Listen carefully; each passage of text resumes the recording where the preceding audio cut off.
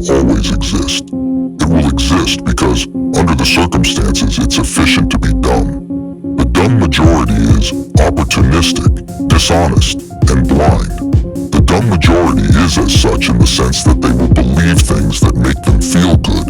Not that they are necessarily true, but seem true enough, or at least possible.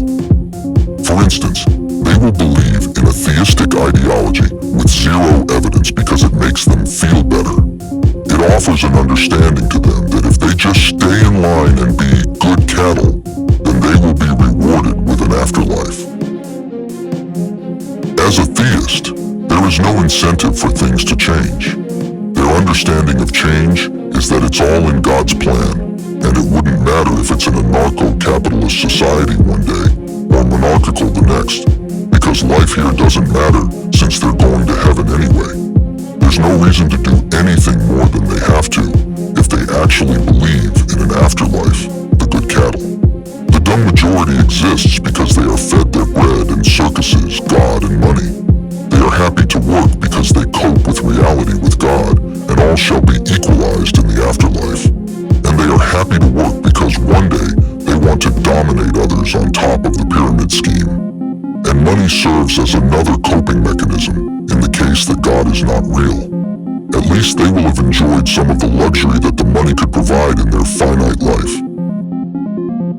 Under the existing economic pyramid scheme, it is only logical to exploit others for your own gain.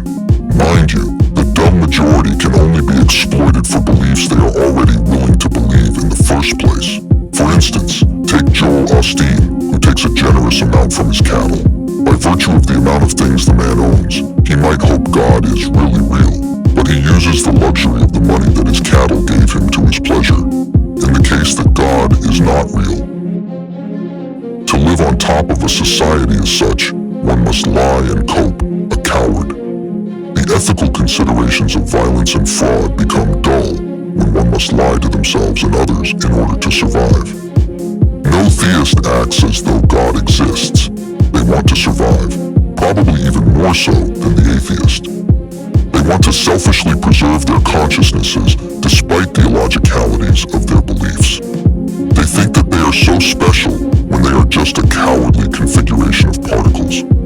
They think that things will be better in a blissful, ethereal state when they can't even sit in bliss for that long before rationalizing it away.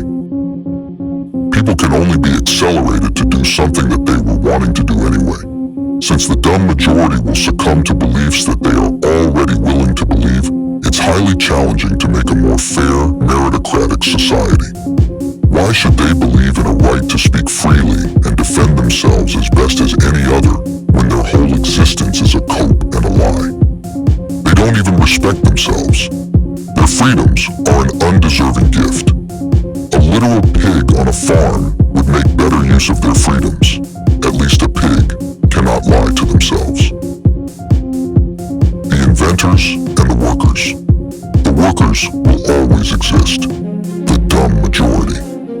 They do the robotic tasks without question, and they are also more efficient at them, not thinking about the dullness of life, but thinking about the reward of the afterlife. The inventors have little incentive to invent if their efforts will be perverted into automation by the workers.